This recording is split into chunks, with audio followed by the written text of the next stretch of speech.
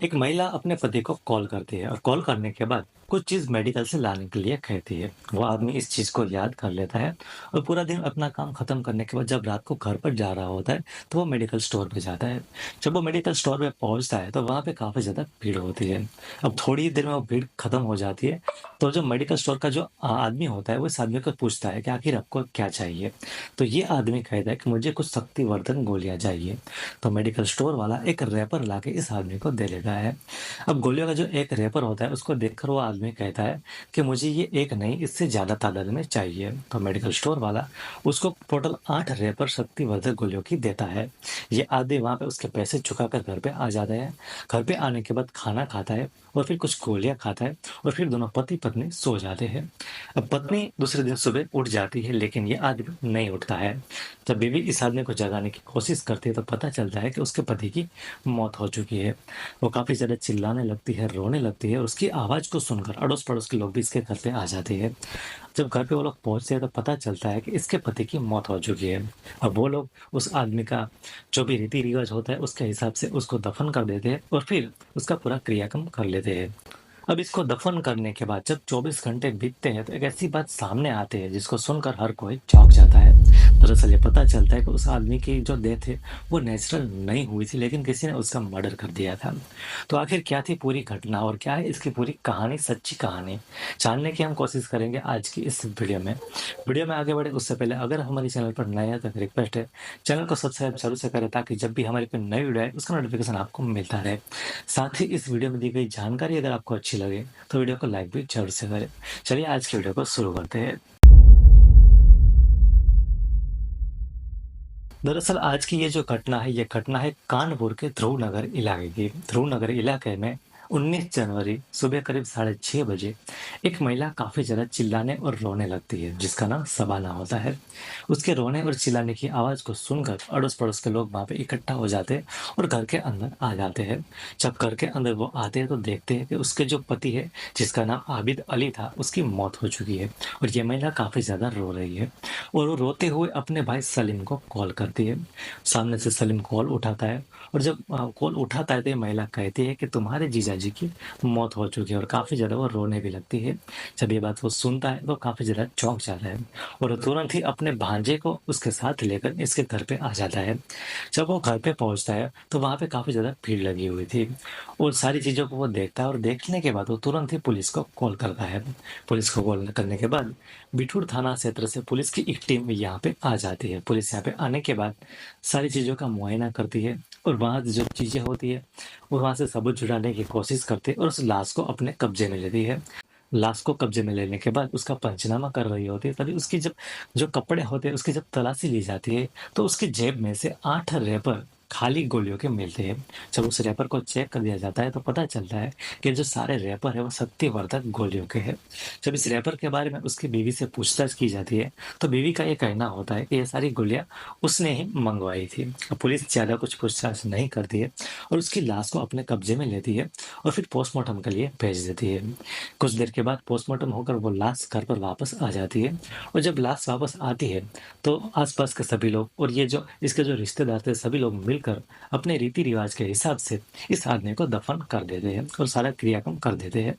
अब 24 घंटे बीत जाते हैं और 24 घंटे बाद इस आदमी की पोस्टमार्टम रिपोर्ट आती है। जब रिपोर्ट को पुलिस देखते हैं तो देखने के बाद काफी ज्यादा चौंक जाते हैं क्योंकि उनको पता चलता है कि इस आदमी की जो डेथ है वो नेचुरल डेथ नहीं थी लेकिन किसी ने इसका गला घोटकर हत्या कर दी थी। जब इस बात का पता चलता है तो सबसे पहले पुलिस वाले उसके साले के पास जाते हैं जिसका नाम सलीम होता है। जब साले के पास जाकर वो पूछते हैं कि तुम्हारे जीजा जी की इस तरह से हत्या कर दी गई है, उनकी जो डेथ है वो नेचुरल डेथ नहीं है, क्या तुमको पता है कि ऐसा कैसे हो सकता है और किसका कौन कर सकता है। तो उसका कहना होता है कि मैं इन दोनों के साथ में नहीं रहता हूँ, मैं अलग रहता हूँ।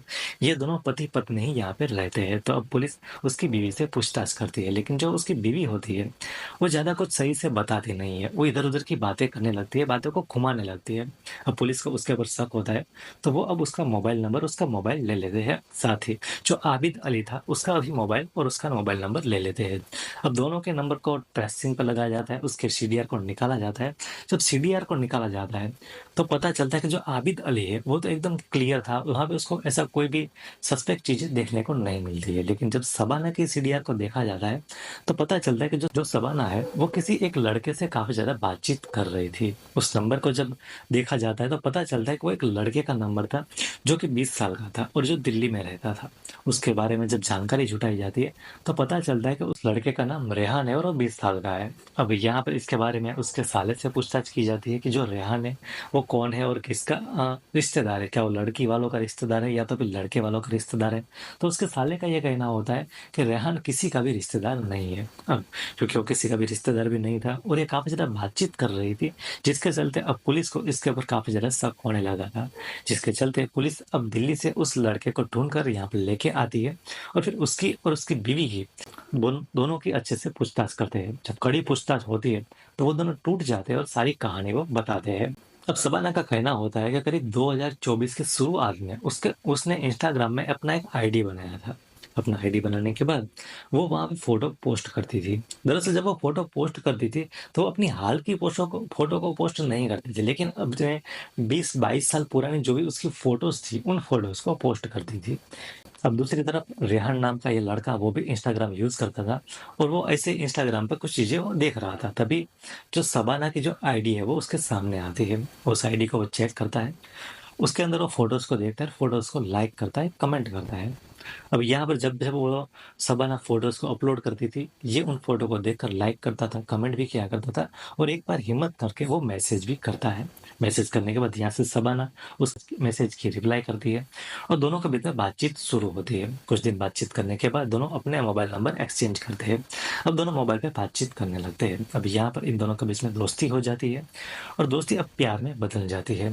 जो शबाना है, वो अब रेहान को अपने घर पे मिलने के लिए बुलाती है। अब रेहान भी मिलने के लिए रेडी हो जाता है, क्योंकि उसको भी उसकी दोस्ती अच्छी लगने लगी थी, वो लड़की उसको अच्छी लगने लगी थी। रेहान एक दिन इसको मिलने के लिए यहाँ पे ध्रुव नगर आ जाता है।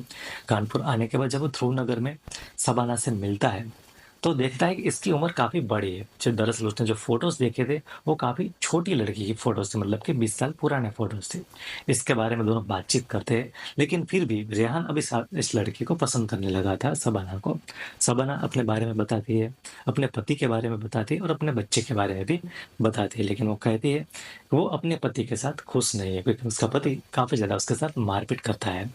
अब ये दोनों इस तरह से मिलने लगते हैं, दोनों के बीच में प्यार हो जाता है और कई बार एक दोनों से वो मिलने लगते हैं। कहा ये भी जाता है कि इन दोनों के बीच में शारीरिक संबंध भी बनने लगे थे। वो दोनों इस तरह से अब मिलने लगे थे। अब एक दिन जो शबाना है, वो रेहान से कहती है कि मैं अपने पति से छुटकारा पाना चाहती हूँ, क्योंकि वो मुझे काफ़ी ज़्यादा मारपीट करता रहता है। मैं उसके साथ रहना भी नहीं चाहती हूँ, लेकिन वो ज़बरदस्ती मुझे अपने साथ रख रहा है और ना ही मुझे जो छोड़ रहा है, ना मुझसे वो अलग हो रहा है। वो रेहान से कहता है, क्या तुम मेरे लिए इतना भी कुछ नहीं कर सकते हो? क्या तुम मेरी इतनी भी मदद नहीं कर सकते हो? तो अब रेहान कहता है कि हाँ, मैं ज़रूर से तुम्हारी मदद करूँगा और मैं इसके बारे में तुमसे बातचीत भी कुछ दिन के बाद करूँगा। अब रेहान दिल्ली आता है और वहाँ पर उसका एक दोस्त होता है, जिसका नाम विकास होता है। दरअसल ये दोनों वहाँ पर ऑटो चलाने का काम कर रहे होते हैं। अब जो रेहान है, वो विकास से बातचीत करता है और कहता है कि ऐसी-ऐसी एक लड़की है जिससे प्यार करता हो। अब वो उसके पति के साथ नहीं रहना चाहती, लेकिन उसका पति उसको नहीं छोड़ रहा है, ज़बरदस्ती अपने साथ रखा हुआ है। क्या तुम मेरी मदद करोगे उस लड़की को उस आदमी से छुटकारा दिलाने के लिए? तो जो विकास है, वो भी अब रेडी हो जाता है, क्योंकि उसको कुछ पैसों की ज़रूरत थी। अब रेहान ने ये भी कहा था कि अगर तुम इसकी मदद करोगे, तो वो तुमको कुछ पैसे भी दे देंगी। अब दोनों मिलकर करीब 17 जनवरी को कानपुर आ जाते हैं। कानपुर आने के बाद वहाँ पर एक होटल में ठहरते हैं। अब इसी दिन दूसरे दिन 18 जनवरी को शबाना इन दोनों से मिलने के लिए होटल पे आती है और साथ में 20,000 रुपए लेके आती है। 20,000 रुपए विकास और रेहान को दे देती है। जब विकास को वो 20,000 रुपए मिलते हैं, तो समझ जाता है कि अगर मैं इसका काम कर दूँगा, तो मुझे और भी ज़्यादा पैसे दे देंगे और जो रिक्शा लेनी है, वो भी मैं अब अपने पैसों से ले पाऊँगा। वो काम करने के लिए रेडी हो जाता है और फिर विकास, रेहान और शबाना तीनों मिलकर एक प्लान बनाते हैं। प्लान के तहत उन दोनों को वो बता देती है कि उनको किस तरीके से घर के अंदर आना है। अब वो 19 तारीख को अपने पति को कॉल करती है और वो शक्तिवर्धक गोलियाँ लाने के लिए कहती है। रात को उसका पति शक्तिवर्धक गोली लेके घर पे आता है। दोनों खाना खाते हैं और खाना खाने के बाद जो शबाना है, वो अपने पति को शराब पिलाती है और काफ़ी मात्रा में शराब पिला देती है। शराब पीने के बाद जो आबिद अली है, वो बेहोश हो जाता है और फिर वो सो जाता है। जब वो सो जाता है, तो करीब रात के 1 बजे जब विकास और रेहान है प्लान के तहत घर के अंदर आते हैं, इस तरफ जो शबाना है उसने अपने घर का कुंडी नहीं लगाई थी, घर को खुला रखकर ही सोई हुई थी, जिसके चलते उन दोनों को घर के अंदर आने के लिए ज्यादा मेहनत नहीं करनी पड़ती है। वो दोनों घर के अंदर आ जाते हैं और जैसे ही वो दोनों घर के अंदर आते हैं, शबाना अपने पति के छाती के ऊपर बैठ जाती है और उसका पति का गला दबाने लगती है। और दूसरी तरफ जो विकास और रेहान है वो उस आदमी का हाथ और पैर पकड़ लेते हैं। करीब करीब 15 से 20 मिनट तक उस आदमी का गला दबाने के बाद उस आदमी की मौत हो जाती है। अब आदमी गले की जब मौत हो जाती है तो विकास और रेहान है वो उस घर से बाहर निकलकर अपने होटल पर चले जाते हैं। दूसरी तरफ ये जो शबाना है वो भी अपने घर को लॉक कर कर सो जाती है। अब जब सुबह करीब 6 साढ़े 6 बज जाते हैं तो प्लान के तहत वो नाटक करने लगती है। रोने और चिल्लाने का वो नाटक करती है और साथ ही अपने भाई को भी कॉल करके बताती है कि तुम्हारे जीजा जी की इस तरह से मौत हो चुकी है। अब जब सलीम घर पे आता है तो उसको ये लगता है कि ये दोनों तो काफी ज्यादा झगड़ा कर रहे थे और इसकी बहन की जब वो हालत देखता है तो पता चलता है वो काफी ज्यादा रो रही है और काफी ज्यादा वो दुखी हो ऐसा वो कर रही है, जबकि वो अपने पति से काफी ज्यादा झगड़ा करती रहती थी, जिसके चलते उसको शक होता है कि ये अपने पति से इतना ज्यादा झगड़ा करती थी तो आखिर वो इसकी मौत पे इतनी ज्यादा रो क्यों रही है, वो इतनी ज्यादा दुखी कैसे हो गई है।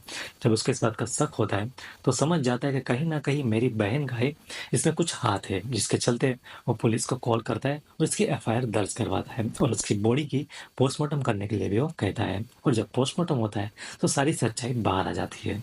अब जब पुलिस को इस पूरी कहानी के बारे में पता चलता है तो वो लोग 22 जनवरी को इन तीनों को गिरफ्तार कर लेते हैं और थाने के अंदर डाल देते हैं, जिनके ऊपर चार्जशीट दाखिल कर दी जाती है। अब थाने के अंदर वो कितना दिन रहेंगे वो तो आने वाला वक्त ही बताएगा और क्या सजा मिलेगी वो भी आने वाला वक्त ही बताएगा। तो ये थी कानपुर की सच्ची घटना। आशा है आप सभी को आज की इस वीडियो में दी गई जानकारी अच्छी लगी होगी। वीडियो में दी गई जानकारी अगर आपको अच्छी लगी हो तो वीडियो को लाइक करें और चैनल पर नए हो तो सब्सक्राइब जरूर से करें। मिलते हैं अगली वीडियो में।